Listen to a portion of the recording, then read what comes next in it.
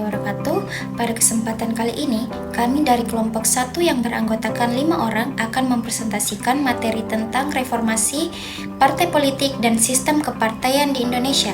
Langsung saja tanpa berlama-lama, pasca Orde Baru, Indonesia beralih dari sistem politik otoritas ke demokratis, memberikan kebebasan berekspresi dan berasosiasi untuk membentuk partai politik. Di awal reformasi, terdapat 184 partai politik dengan 141 memperoleh status hukum dan 48 partai politik ikut pemilu 1999. Pada pemilu 2004, ada 200 lebih partai politik, namun hanya 50 yang sah secara hukum dan 24 ikut pemilu. Pemilu 2009 mencatat 132 partai politik. Meskipun banyak partai politik terbentuk, fungsinya belum optimal dalam memperjuangkan aspirasi rakyat, pendidikan politik, dan penyelesaian konflik. Publik merasa kecewa karena partai politik lebih mengutamakan kepentingan internal. Pada masa Orde Baru, partai politik menjadi alat penguasa untuk status quo, dan era reformasi menunjukkan kurangnya akuntabilitas partai politik kepada konstituen. Proses pengambilan keputusan partai politik era reformasi bersifat oligarki, didominasi oleh elit pusat, seringkali berbeda dengan aspirasi daerah. Fungsi partai politik belum maksimal karena kelembagaannya yang lemah. Masalah kelembagaan partai politik meliputi ideologi dan platform, kohesivitas dan manajemen konflik, serta rekrutmen dan kaderisasi. Masalah kelembagaan partai politik ini akan dibahas lebih lanjut oleh 4 teman kelompok saya. Berikut presentasi dari mereka. Ideologi dan platform. Partai politik didirikan berdasarkan ideologi yang menjadi identitas dan panduan dalam perjuangan serta program mereka. Ideologi ini meskipun abstrak harus dijelaskan lebih lanjut agar bisa dipahami masyarakat. Ideologi menentukan sikap partai dalam isu ekonomi, sosial, dan politik, serta dalam hubungan dengan pemilih. Untuk menerjemahkan ideologi ke dalam hal yang nyata, partai politik merumuskan platform. Platform ini adalah cetak biru kebijakan partai yang mencerminkan nilai, harapan, dan panduan tindakan. Di Indonesia, partai-partai umumnya berbasis pada 3 ideologi utama, yaitu Islam, nasionalisme, dan sosialisme demokrat. Namun, banyak partai belum menerjemahkan ideologi mereka menjadi platform konkret, sehingga perbedaannya sering hanya simbolis. PDIP dan Partai Demokrat misalnya sama-sama berideologi nasionalisme tetapi memiliki interpretasi yang berbeda. PDIP menggunakan konsep Marxisme yang fokus pada kerakyatan, sementara Partai Demokrat menekankan kesetaraan tanpa diskriminasi. Kesulitan dalam membedakan partai-partai ini juga dipengaruhi oleh ketidakmampuan untuk mengkompromikan perbedaan internal, terutama dalam pemilihan pimpinan. Akibatnya, meski mengklaim ideologi yang sama, partai-partai ini tidak menunjukkan diferensiasi yang nyata dalam kebijakan mereka.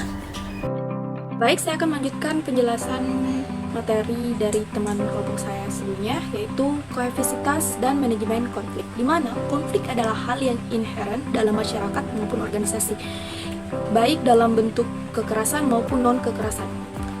Tantangan utama dalam memastikan konflik tidak merusak kohesivitas organisasi dan menjadikan konstruktif untuk kemajuan. Konflik internal partai seringkali muncul dari faksionalisme di mana kelompok bersaing untuk pengaruh dan kekuasaan. Partai yang terlembaga dengan baik dan mengatur kompetisi internal melalui mekanisme yang resmi, menghindari perpecahan. Konflik internal sebaiknya diselesaikan secara internal tanpa melibatkan pengadilan guna mendewasakan partai dan menghindari intervensi eksternal. Penting bagi partai politik untuk mempraktikkan demokrasi internal yang adil dan impersonal, namun banyak partai belum menerapkan demokrasi internal sepenuhnya. Seringkali bersifat sentralistik dan mengabaikan aturan yang ada, yang biasanya memicu konflik lebih lanjut. Rekrutmen dan kaderisasi, yang dimana anggota adalah sumber dukungan utama dalam organisasi partai politik, berperan sebagai juru bicara dan sumber kaderisasi calon pemimpin. Partai politik yang baik memiliki sistem rekrutmen anggota yang mencakup seleksi penjenjangan dan pendidikan. Proses kaderisasi dan pendidikan politik dilakukan secara terus-menerus untuk meningkatkan kualitas anggota.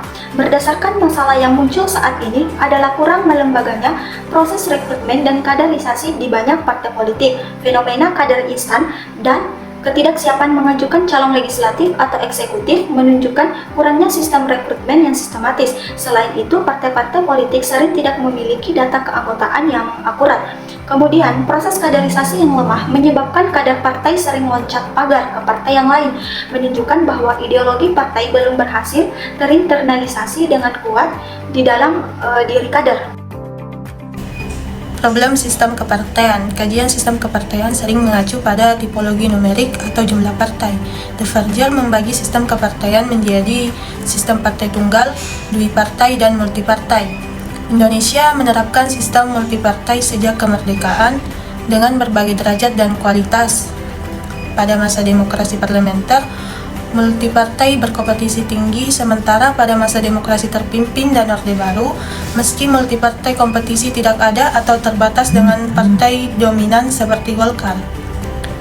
Pada masa reformasi, sistem multipartai berjalan sangat ekstrem dan banyaknya partai yang menyebabkan polarisasi dan fragmentasi yang mempersulit pengambilan keputusan di legislatif. Upaya untuk menyederhanakan sistem multipartai termasuk menerapkan syarat ketat dalam Undang-Undang Partai Politik dan Pemilu, serta ambang batas atau electoral threshold untuk partai yang dapat ikut pemilu berikutnya. Sistem pemilu distrik diakui dapat menyederhanakan jumlah partai karena setiap distrik hanya memilih satu kursi, mendorong kerjasama antar partai. Namun, Indonesia dengan keanekaragaman masyarakatnya lebih tepat menggunakan sistem pemilu proporsional untuk mengakomodir semua golongan, termasuk minoritas. Dengan electoral threshold, jumlah partai di DPR dapat berkurang secara alami, seperti yang diterapkan di Swedia dan Jerman.